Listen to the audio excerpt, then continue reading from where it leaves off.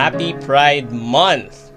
Or so we thought, as a post last June 2, 2021 in particular caught the attention of several and many netizens.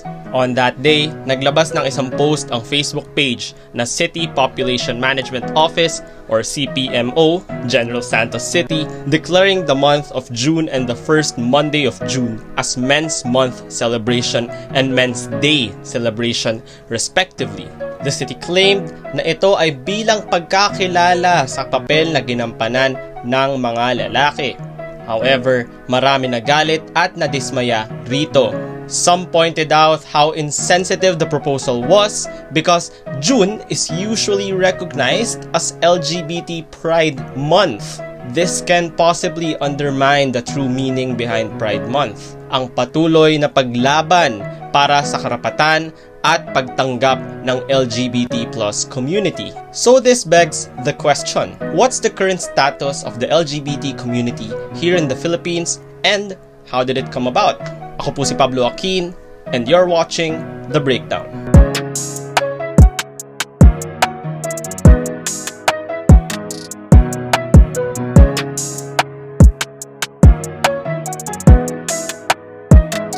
Binubuo ang LGBTQ plus community ng mga tao who identify as lesbians, gays, bisexuals, transgenders, and queers. The plus sign symbolizes those who identify in other categories in the gender at romantic spectrum, gaya ng asexual, aromantic, pansexual, at iba pa. With that, ang LGBTQ plus community ay naging malaking parte na ng ating kasaysayan at kultura, gaya ng mga lalaking babaylan na maaring magsuot ng damit pambabae o crossdress at magpakita ng what is considered as feminine traits. Gayun din, they are also treated as equal to the babaylan women in power and influence. However, nagkaroon ng malaking shift from total acceptance and assimilation of the group towards the other end. This is mostly attributed to the arrival of the Spaniards that also introduced the influence of religion within society. Mayroong mas conservative at critical stance ang simbahan patungkol sa grupo. At sa lawak ng kanilang impluensya, maraming Pilipino rin ang may ganitong pagtingin sa kanila. Gayunpaman, patuloy ang paglaban at pagkilos para sa LGBTQ plus community para sa kanilang karapatan at recognition. Interestingly, sa Pilipinas na itala ang pinakaunang Pride March sa Asia.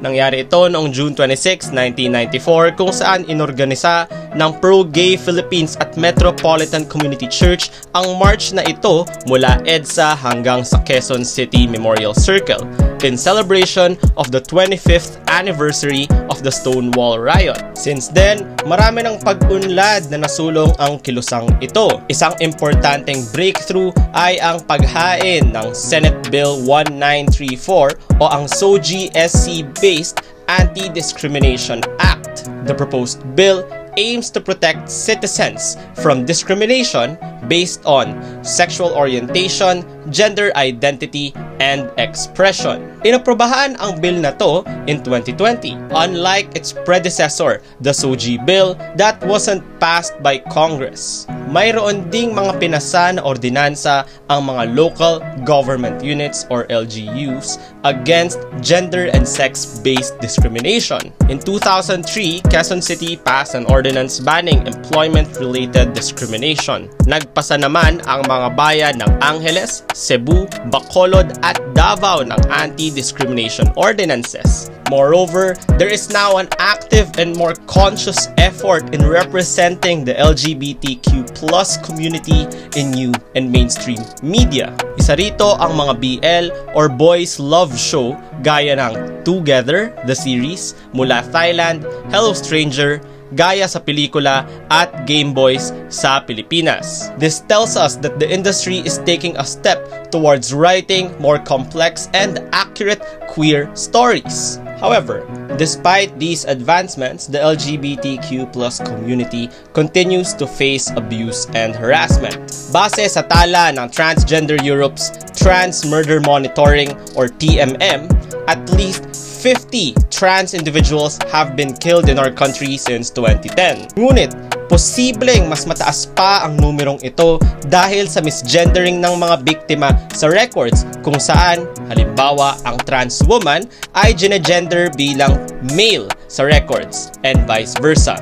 Gayun din, patuloy na nakakaranas ng discrimination at harassment ang LGBTQ+ community sa kanilang workspaces. Base sa pinakauwang Philippine Corporate SOGIE Diversity Index, 0 out of 100 ang mayroong policies against SOGIE-based harassment. Moreover, 25% na ang nakaranas ng harassment sa kanilang senior officers or employers, 33% sa kanilang co-workers, at 60% ang naging sentro na ng mga SOGIE-based SLURS. For decades now, the LGBTQ+ movement in the Philippines have been advocating for changes and reforms to remedy these obstacles. However, they still continue to face these harassments and discriminations on a daily basis. The LGBTQ+ community's involvement in governance mainly takes place in the barangay and city level. In public office, while there are candidates and elected officials who identify as part of the community, they, however, have not taken up pro-LGBT subject positions. At hanggang ngayon, wala pa ring pambansang batas para bigyang legal na proteksyon ang mga LGBTQ+ individuals. As mentioned, meron pa ring mga advancements at obstacles na kinakaharap ang LGBTQ+ community. But how do these stand compared to our Asian and Western counterparts? Marami pa ring anti-LGBTQ+ sentiments, especially in Indonesia, wherein members of the community are forced to hide their sexual orientation, and in Malaysia, where officials dismiss the existence of the community.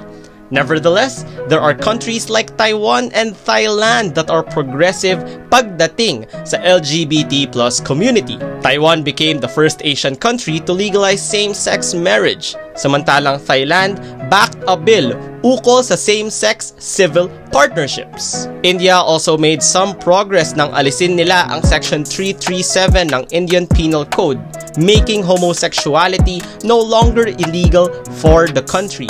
As for our Western counterparts gaya ng Australia, New Zealand, Finland, Sweden at United Kingdom, mayroon silang constitution on the equality and protection of citizens against SOGIE-based discrimination. Thus, while the Philippines may have secured some developments and liberties for the LGBT+ community compared to our foreign counterparts, there's so much more to be desired. In any case, LGBT rights, equality, and acceptance in the Philippines still has a long way to go, and it still needs all the support it can get. After all, this fight is about fighting for human rights. The human rights of those who identify as LGBTQ+. Supporting the rights of LGBTQ+ individuals is no different than supporting the rights of our fellow humans. Hindi ito paghingi ng dagdag pribilehiyo at special treatment, but rather the protection and implementation of their rights without the fear of discrimination. In the end, they are still humans deserving of their rights whoever they love. And love should never mean having to live in fear. Ako po si Pablo Joaquin. Don't forget to register and vote. You're watching The Breakdown. Now you know.